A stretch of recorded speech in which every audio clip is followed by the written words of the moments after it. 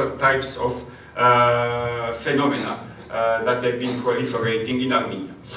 Just let it be said today that based on quite significant, very extremely lengthy footnote, single spacing with very little small fonts,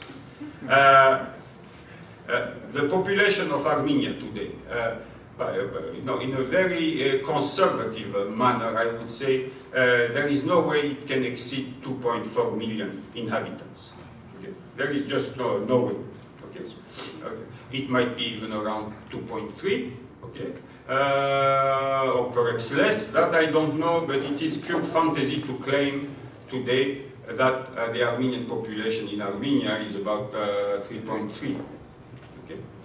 So this is the conclusion that can be drawn from this situation. Nonetheless, the Armenian census carried out from October the 10th to the 19th in 2001 claimed that there were 3,213,000 inhabitants in Armenia, and since the Azeri peasants and farmers had left, the Russians have left, and so on, one must presume that most of those 3.2 million inhabitants in Armenia were Armenians. Well, practically, that is essentially impossible. And it is quite clear why this type of data is being put forward. It would seem that 3 million is an important psychological threshold. There must be 3 million people in Armenia in some way. Besides, the total population figure of a country is also often used as a benchmark for foreign aid, you know? So that is also another factor, another incentive to take an optimistic look at the population that is left there. Over the past few years, there has been another phenomenon, that is that the people who have left apparently have a tendency to vote in absentia, not abroad, but within Armenia itself. There is a kind of strange phenomenon whereby people who are not there are counted as voters, no? So the Armenian government can claim that, in Armenia there are 1.67 million individuals who can vote. Okay? So all these factors play a role in the insistence that today there are 3.3 million approximately Armenians in Armenia. The bottom line today is that the population in Armenia itself represents approximately 33.5 or 32% of the overall Armenian population in the world. That is probably about 1/3 of the Armenian population in the world today lives in Armenia, whereas we had reached about almost 47% and so on in around 1980, I would say, before the wave of emigration from Armenia. This is a very significant reversal in the phenomenon of concentration and so on. But this is not enough, however. First, it must be stated that this trend is not going to be reversed anytime soon. Okay? For one thing, it would take an economic miracle within the next 10 years, and when I wrote those lines, it was already 2002. It would take an economic miracle within the next 10 years for most of the emigrants to return to Armenia. Okay.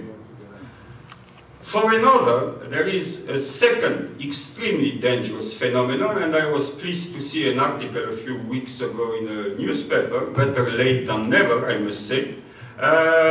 For another, the total fertility rate has been consistently declining since the late 1950s and dipping sharply since 1990. Instead of talking about fertility rate, let's talk about the number of children, women, a given couple, is having. Okay, that's what it's all about. Okay. On average, an Armenian woman would give birth to 4.7 children in 1959. Okay. 4.7, almost 5 kids per family on average. Obviously, the 0.7 is an upper, I hope you have a sense of humor, it's not a 3/4 of a child that was coming out. Yeah,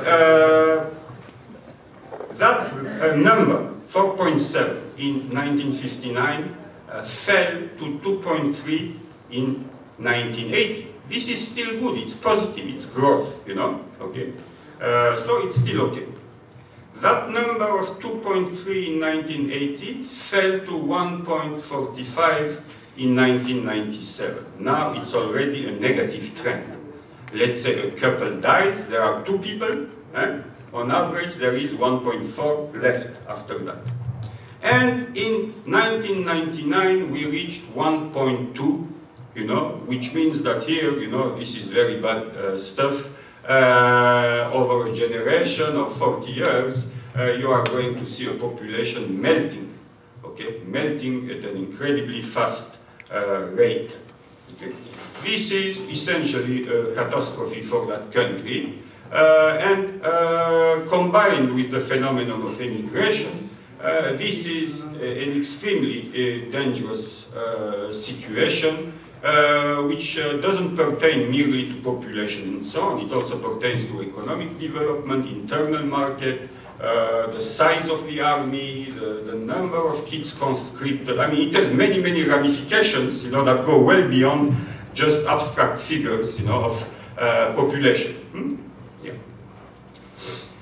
As a result of this phenomenon, and in particular the emigration of the young and the middle-aged population of Armenia, we also notice, I noticed at least in 2001, a trend towards a population growing older quite fast.